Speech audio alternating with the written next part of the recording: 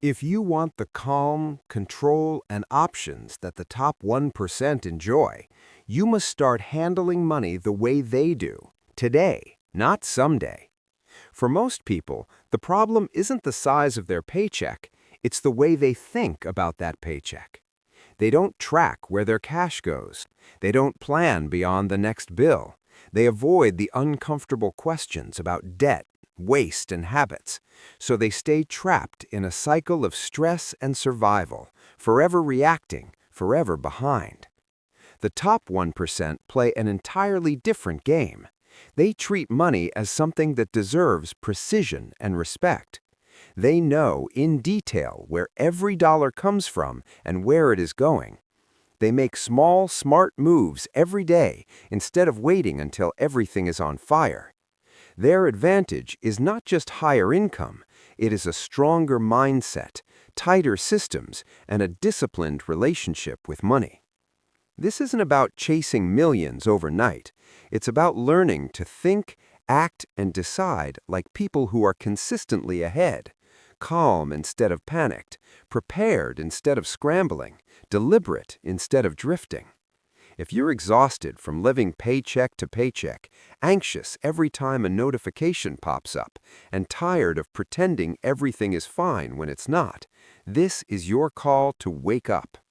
What follows is a blueprint for managing money like the 1%, clear, strategic, and confident.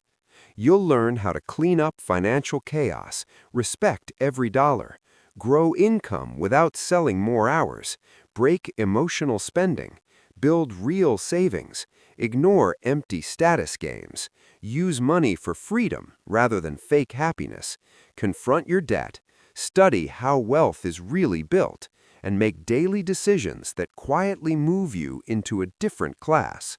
No hype, no fantasies, just the truth about what works and the choice to finally start living it. You cannot build a solid financial future on a chaotic foundation. Before you can advance, you must clean up the mess you've been avoiding. That is the first hard truth about money, and most people run from it. They dodge bank statements, ignore late notices, and refuse to log into accounts because facing reality is uncomfortable. But what you refuse to lead will eventually rule you. If you don't take charge of your money will take charge of you. And when it does, it will not care about your dreams, your stress, or your intentions. It will simply collapse what you've been trying to build. So the starting line is not earn more later, it is get brutally clear now. Sit down, undistracted, and pull every number into the light. How much you owe, to whom, at what rate, on what terms, which bills are late, how much you spend, and how often you swipe without thinking. Write it all down. Not to beat yourself up, but to finally stop lying to yourself. Most financial anxiety comes from people guessing instead of knowing. They hope it isn't that bad. They trust that next month will somehow be different. Hope is not a strategy. The top 1% do not hope, they know. If your finances are a mess, that is a signal, not a sentence. It means your habits are impulsive, emotional, or unconscious. It means money has been used to comfort you, distract you, or impress others instead of to protect you. The size of the mess matters less than your willingness to face it. Draw a line in the sand. Cancel what you don't use. Track every expense for 30 days and let the truth shock you. Make a list of everything non-essential and cut ruthlessly. Then build a simple weekly ritual.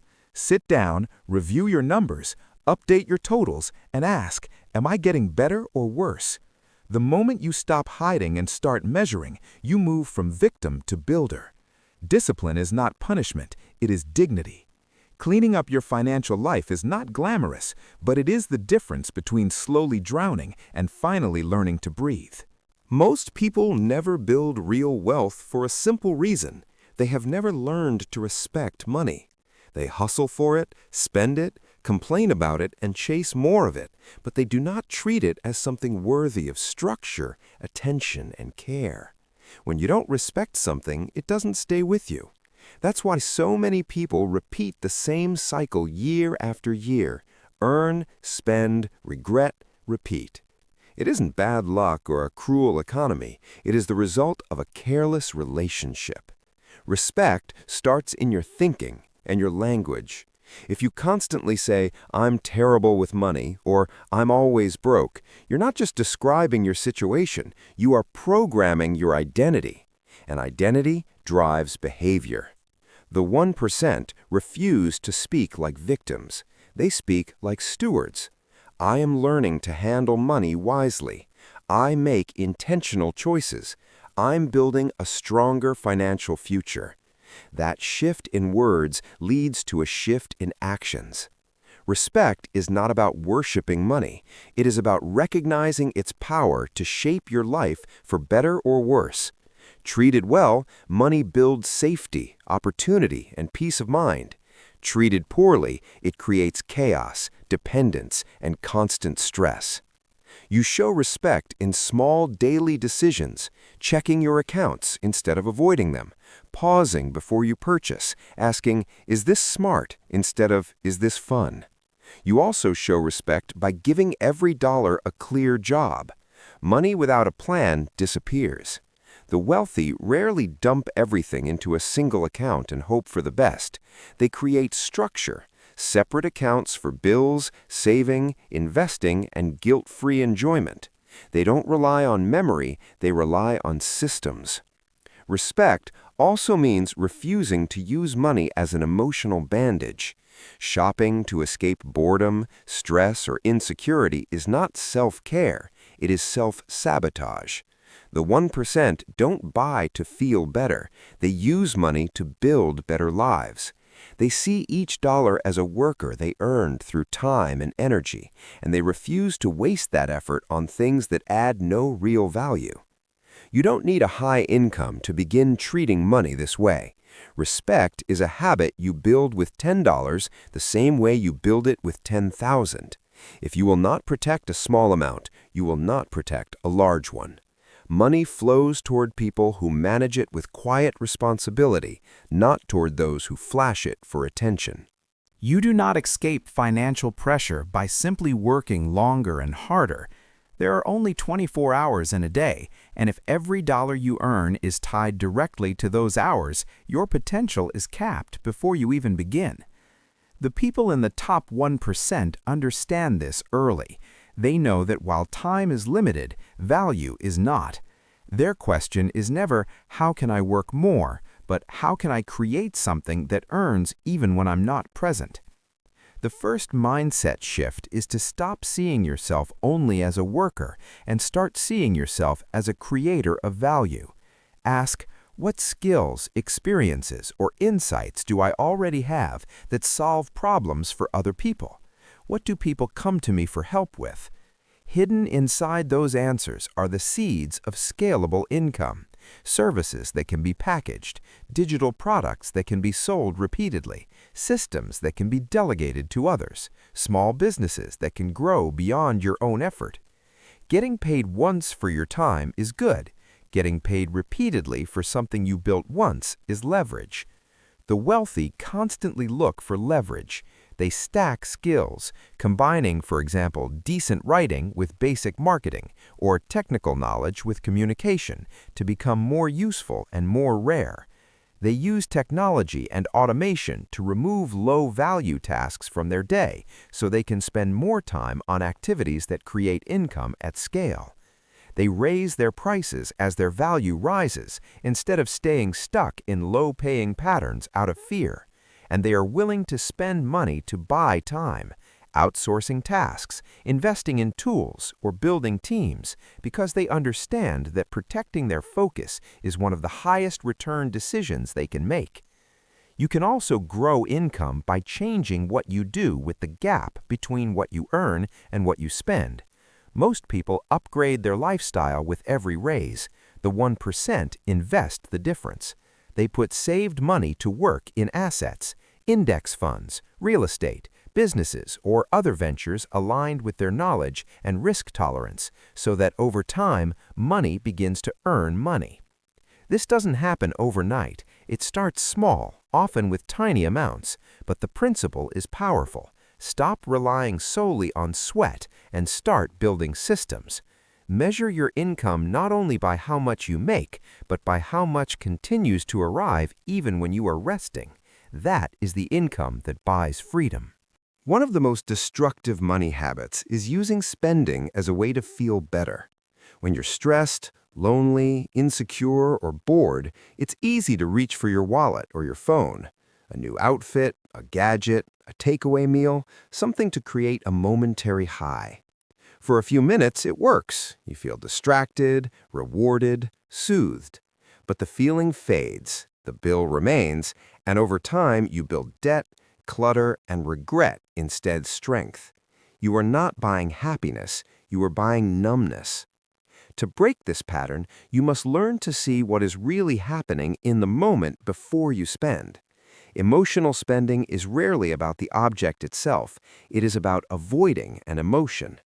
The key is the pause, the tiny gap between feeling and action. Train yourself to notice your triggers. Ask, what am I actually feeling right now? Is it anxiety about work, loneliness at night, envy from scrolling social media? Once you name the feeling, the urge to spend loses some of its power. You shift from automatic reaction to conscious choice. The 1% experience the same emotions as everyone else, but they refuse to medicate them with money. They reach for discipline instead of dopamine. They build alternative responses, going for a walk, journaling, calling a friend, cleaning their environment, working on a meaningful goal, or simply sitting with the discomfort until it passes. You must replace the habit, not just remove it. If you remove emotional spending without creating new ways to handle your feelings, the pressure will eventually push you back into the old pattern. Add friction to your spending. Delete saved cards from websites, unsubscribe from marketing emails, remove shopping apps from your phone. Implement a 24-hour rule for non-essential purchases. Write the item down, walk away, and revisit the decision the next day. Most of the time, the urge dies because it was never about the item to begin with. Track your emotional purchases in a notebook, what you bought, how much it cost, what you felt before and after, not to shame yourself, but to wake up. Over time, those notes will reveal just how expensive emotional avoidance has been. Combine this awareness with a powerful money goal, a debt-free date, a freedom fund, an investment target, and you'll have a compelling reason to choose growth over comfort. You are not just a spender. You are capable of making intentional choices. One pause at a time, you can reclaim control. Emergencies do not schedule appointments. A job loss, a medical bill, a broken car, a family crisis, any of these can arrive without warning. If you do not have savings, every unexpected event becomes a financial emergency and an emotional earthquake. You scramble, borrow, swipe credit cards, and trade tomorrow's peace for today's survival. This is what living without a cushion does. It turns normal life problems into crises that keep you in permanent stress. Building savings is not about being pessimistic, it is about being wise. The 1% do not cross their fingers and hope nothing goes wrong. They accept that storms are part of life and build shelter before the clouds appear. Savings is not a luxury for the rich, it is a non-negotiable for anyone who wants stability. You may think you can't afford to save, but in truth, most people don't have a savings problem, they have a priority problem. They treat saving as optional, something they'll get to later, instead of treating it as essential protection. Start small, but start. Decide on a percentage of your income, 2%, 5%, 10%, and commit to moving it into a separate savings account every time you get paid. The amount matters less than the habit. Saving is a muscle. The more you train it, the stronger it becomes. Give that account a purpose-driven name: emergency fund, safety net, calm fund, anything that reminds you why it exists. And don't mix it with your everyday spending account. Distance creates discipline. Track your spending, and you will almost always find money leaking away on things that do not really matter: frequent takeaways, unused subscriptions, convenience purchases. You do not need to live an extreme, joyless life. You simply need to tell the truth about what is essential and what is not. Every time you choose to save instead of spend, you are buying yourself power. The power to say no to a bad job, to handle a crisis without panic, to sleep without replaying bills in your head. If you have debt, you can still build a small buffer while you pay it down. That buffer will keep the next surprise from dragging you further into the hole. Automate your savings so it happens before you see the money, and review your balance weekly, not to stress, but to stay connected to the protection you're building. 1 month of expenses saved is a massive milestone. From there, you keep going. Savings is not just numbers on a screen, it is peace in your mind.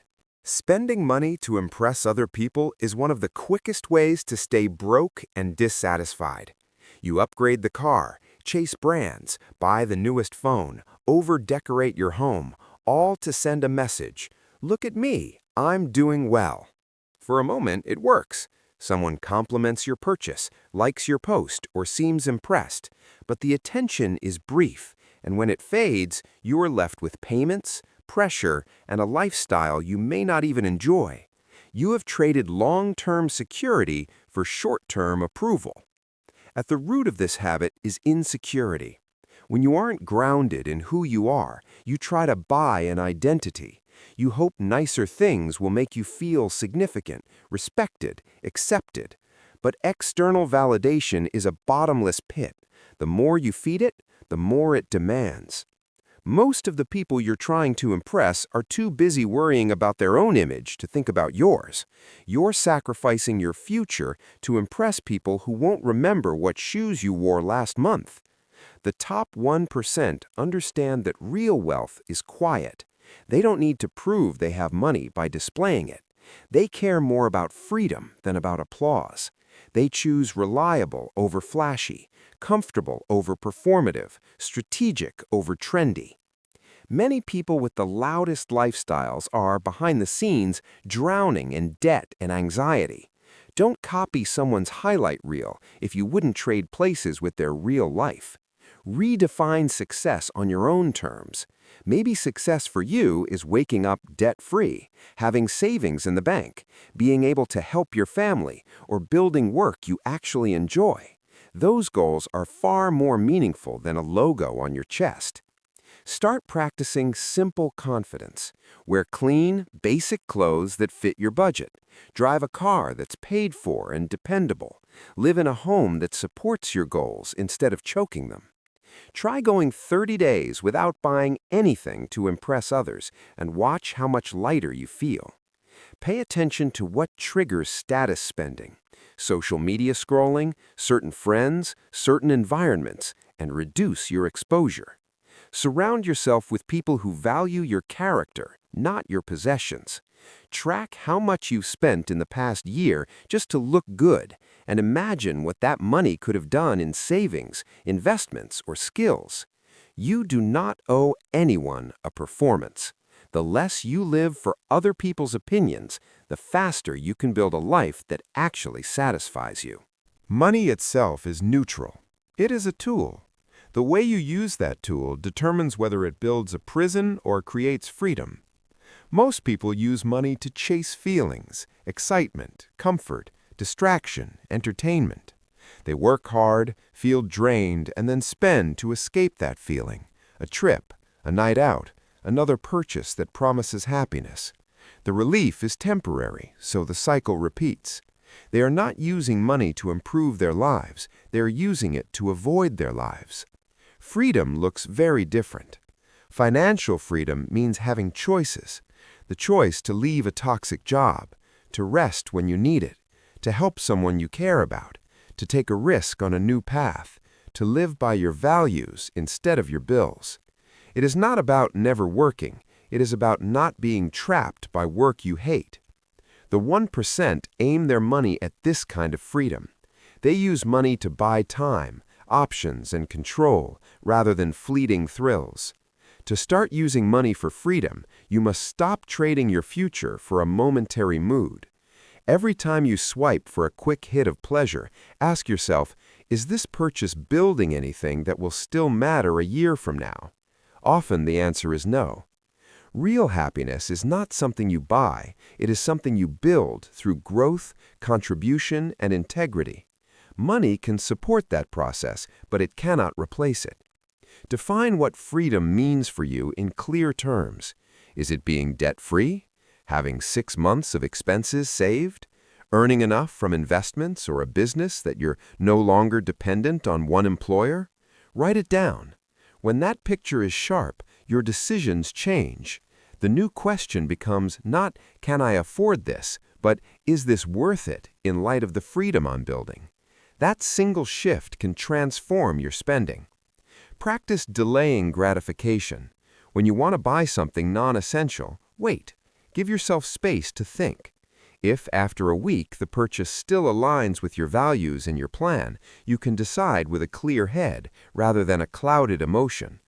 At the same time, actively direct money toward freedom-building moves, paying down high-interest debt, growing your emergency fund, investing regularly in simple, long-term assets, and developing skills that increase your earning power. Create systems, automated transfers, scheduled reviews, so that using money for freedom becomes your default, not an afterthought. When money becomes your servant instead of your master, you move from chasing fake happiness to living a life that actually feels like yours. If you do not know exactly how much you owe, you are not truly in control of your financial life. You might feel like you are managing because the bills are getting paid somehow, but as long as the total picture is fuzzy, you are operating in the dark. That darkness is where anxiety grows. You sense that things might be bad, but you're not sure how bad, so you carry a constant low-level stress that drains your energy and confidence. The way out begins with absolute clarity. Set aside time, open every account, and pull every debt into one place. Credit cards, student loans, car loans, personal loans, medical bills, payment plans. If you owe it, list it. Next to each balance, write the interest rate, minimum payment, and due date. Do not estimate, get the real numbers. This exercise can be uncomfortable, especially if you've been avoiding it for years, but avoidance has a price. The debt exists whether you look at it or not. The only difference is whether you are powerless or prepared. Once you see the full picture, something important happens. The monster shrinks. The number might still be large, but it is no longer unknown, and what you can measure, you can manage. Organize your debts by interest rate, highest to lowest, or by size, smallest to largest. Decide on a strategy. Either attack the highest interest debts first to save money over time, the avalanche method, or pay off the smallest balances first to build psychological momentum, the snowball method. There is no perfect choice, there is only the plan you will actually stick to. Debt is heavy not just financially, but emotionally. It can feel like proof that you failed or that you're behind everyone else. Those thoughts are lies. Debt is a situation, not an identity. What defines you is not the balance, but your response. Automatic payments, even small extra amounts each month, slowly turn the tide. Track the balances monthly, celebrate each drop, and stay engaged. If you share finances with a partner, be honest. Hidden debt destroys trust. Shared clarity builds it. Use tools, spreadsheets, budgeting apps, debt trackers to keep your plan visible. Check in weekly so no due date surprises you. Learn how interest really works. Understanding how much extra you pay by keeping a balance will fuel your motivation to eliminate it. The goal is not simply to be debt-free once, it is to become the kind of person who never again lives blind to their obligations. Knowing what you owe is not about shame, it is about reclaiming your power. Wealth is not an accident, it is a skill set. If you want different financial results, you must become a student of how genuinely wealthy people think and behave, not the social media version filled with rented cars and staged vacations, but the quiet reality of their habits behind the scenes. Most people never do this work. They decide that the rich are simply lucky, privileged, or greedy, and those labels become an excuse to stop learning. You cannot become what you deeply resent. Drop the idea that money is evil or that wanting financial strength makes you selfish. Money amplifies who you already are. In the hands of someone wise and generous, it funds impact, security, and opportunity. In the hands of someone reckless, it fuels chaos. The top 1% tend to share certain patterns. They treat money as a subject to master, not a mystery. They prioritize education, not entertainment. They ask questions instead of pretending to know everything. Pay attention to how they use their time. Many read daily, books on investing, business, psychology, and decision-making. They follow markets, study trends, and pay for knowledge through courses, mentors, or coaches. They seek out people who are further along and listen more than they talk. They track their numbers and review their progress regularly. When they don't understand something, they lean in instead of tuning out. Study how they use money. They don't just earn more, they manage better. They automate their finances so good decisions happen by default. They live below their means longer than they have to, using the gap to buy assets instead of upgrades.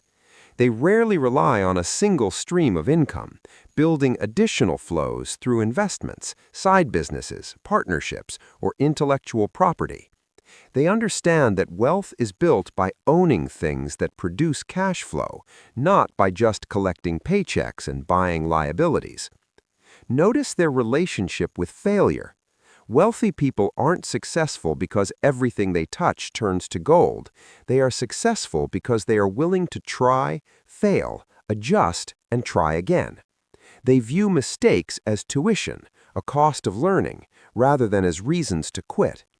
They protect their focus, say no often, and design environments that support their goals. Create your own wealth education plan.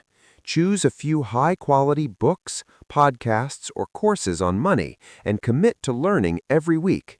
Take notes on what you observe from people who are where you want to be, how they talk, what they prioritize, what they ignore. Then apply one insight at a time. Knowledge without action is just noise. The sooner you treat wealth building as a craft you are actively learning, the sooner your decisions will start to look and pay off more like those of the people you admire. You do not have to wait until you are rich to start acting like someone who is. In fact, the only reason most wealthy people became wealthy is that they behaved like stewards of money long before they had much of it. Acting rich is not about pretending, posting, or performing. It is about practicing the daily behaviors that create real stability and eventually real abundance. Every day you are making financial choices, most of them small. What you buy without thinking, what you cancel or keep, what you save or squander. The 1% treat these decisions as serious, even when the dollar amount is tiny, because they understand compound effect. A few unnecessary subscriptions, a daily convenience purchase, constant impulse buys, none of these will ruin you overnight, but together they silently steal your options.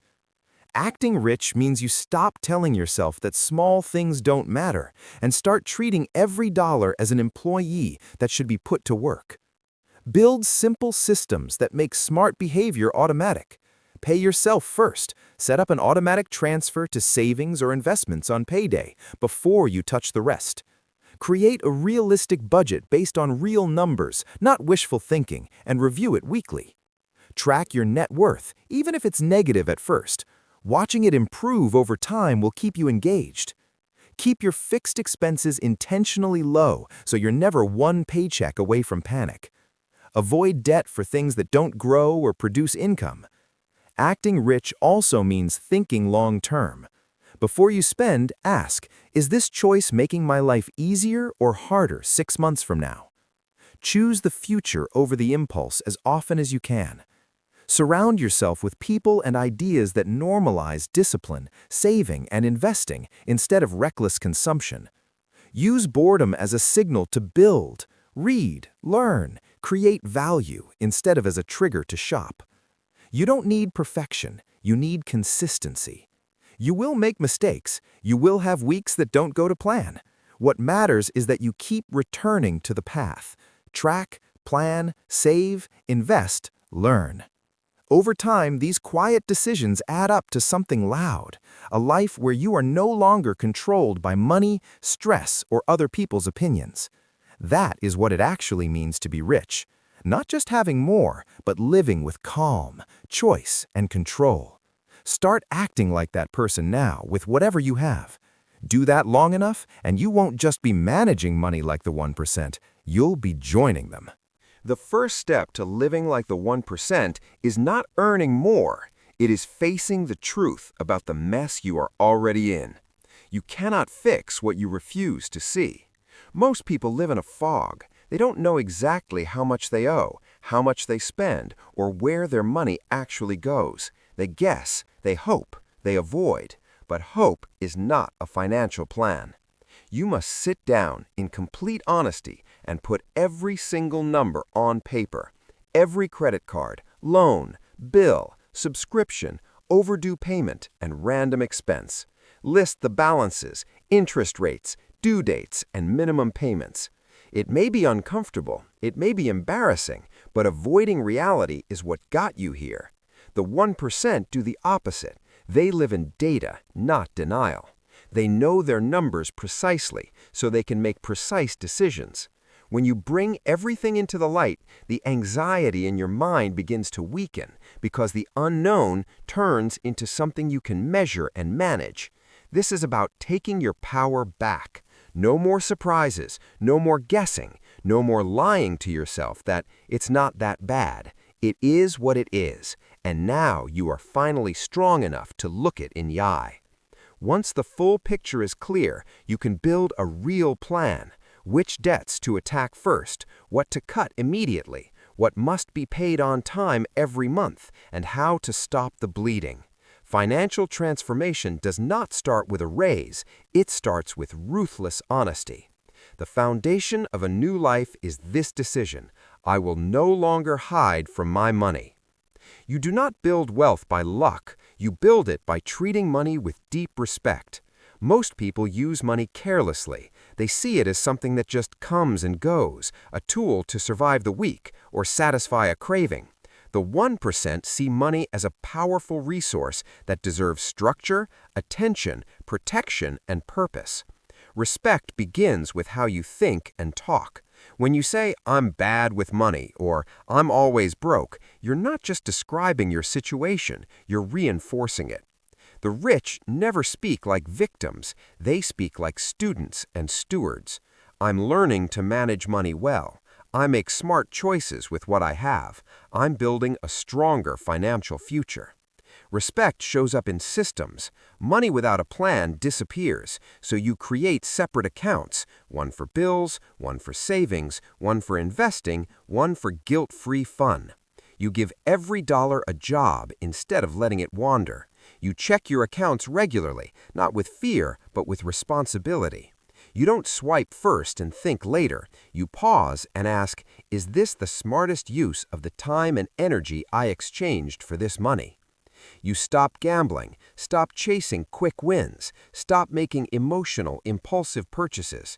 You understand that every dollar costs you part of your life, and you refuse to waste your life on meaningless things. Respect also means learning, reading about money, asking questions, studying how wealth works. You are not afraid of money, you are curious about it. You don't wait until you are rich to respect money. You start now with whatever you have, because if you don't respect $10, you will not respect 10,000. Respect is not noise, it is quiet, consistent behavior, and it is the foundation of every real fortune. One of the most dangerous financial habits is spending to fix feelings or impress people. When you are stressed, lonely, bored, or insecure, it is easy to run to your wallet, shopping to feel better, ordering food to escape, buying clothes or gadgets to feel important. But you are not solving your problems, you are numbing them, and you are paying for that numbness with debt, anxiety, and regret. At the same time, many people buy things purely for image, a car they can't afford, a phone they don't need, clothes for approval, a lifestyle that exists more on social media than in reality. They spend money they don't have to impress people who aren't really watching. And even when people do notice, the attention dies in seconds while the payments last for years. The 1% refuse to live like that. They do not use money as a drug or a costume. They don't chase validation through purchases. Their self-worth is not tied to what they wear, drive, or post. To change, you must first catch the pattern. Feel the moment before you spend and ask, what am I really feeling right now? Am I buying this because it moves my life forward or because I'm trying to escape something or prove something? Add friction to your spending. Remove saved cards, delete shopping apps, apply a 24-hour rule to all non-essential purchases. Replace emotional spending with healthier actions. Walk, write, talk to someone, work on a goal, breathe. Refuse to let social pressure dictate your choices. You do not owe anyone a show. Choose simple, responsible living over fake luxury. The money you stop wasting to feel better and to look impressive becomes the fuel that finally makes your life genuinely better. Without savings, every unexpected event becomes a crisis. One flat tire, one medical bill, one lost job, and your entire life spirals into panic. That's what happens when you live with zero margin. The 1% think differently. They know emergencies are guaranteed, so they prepare. Savings is not a bonus, it is protection. It is not something you do if there's money left over. It is something you prioritize before almost anything else. Start by deciding to keep a small but consistent percentage of every income you receive, 2%, 5%, 10%, and move it into a separate savings account the moment you get paid. This is not money for fun. This is your safety net, your calm fund. Give it distance from your normal spending so you are not tempted to touch it. Track your expenses honestly and you will find the leaks, apps you don't use, convenience purchases, mindless treats. You don't need to live like a monk. You just need to stop lying that there is no room to save. Your first target can be 1 month of essential expenses. When you can cover a full month without income, your stress level drops instantly. From there, you push toward 3 to 6 months. If you have debt, you can still build a small buffer while paying it down, so the next emergency doesn't throw you back into the hole. Automate your savings so it's not a decision every month, it's a default. Train yourself to feel proud when you save, not only when you spend. Every dollar in that account represents discipline, foresight, and strength. It gives you options, the power to say no, the power to leave a bad situation, the power to handle trouble without fear. Life will always be uncertain. Savings does not remove problems, but it stops every problem from becoming a disaster. Working more hours is not the path to real freedom. If all your income is tied directly to your time, you will always be limited. The 1% escape this trap by learning how to make their money and their ideas work even when they are not physically present. They stop thinking only as employees and start thinking as creators, builders, and owners. Look at your skills and experiences through a new lens. What problems can you solve? What do people regularly ask you for help with? That is potential income beyond your paycheck. You can package what you know into services, products, or digital offerings that can be sold again and again. You can stack skills, writing with sales, creativity with tech, teaching with organization, to become more valuable and open more opportunities. At the same time, you use the gap between what you earn and what you spend to buy assets, not toys. Instead of upgrading your lifestyle every time your income increases, you invest the difference into things that produce cash flow over time. Index funds, real estate, small businesses, or other ventures you understand.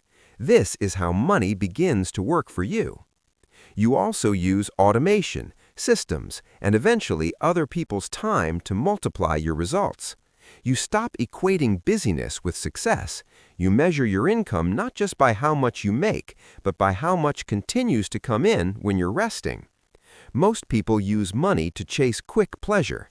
The rich use it to buy options and control. They define freedom clearly, a life not ruled by bills, a schedule they choose, work they believe in, and then align their financial decisions with that target. You must do the same. Every time you choose investing over showing off, building over escaping, creating over consuming, you are quietly walking out of the trap that keeps most people stuck forever. Living like the 1% is not about a single big move. It is about small, smart moves repeated every day. Wealth is not just money, it's a mindset backed by systems. Rich people learn continuously. They read, ask questions, study markets, understand taxes, and surround themselves with people who think bigger. They track their net worth, review their budgets, analyze their mistakes, and adjust. They don't leave their future to chance. They don't wait to feel ready before acting. They automate good habits, saving, investing, bill payments, so discipline is built into their environment.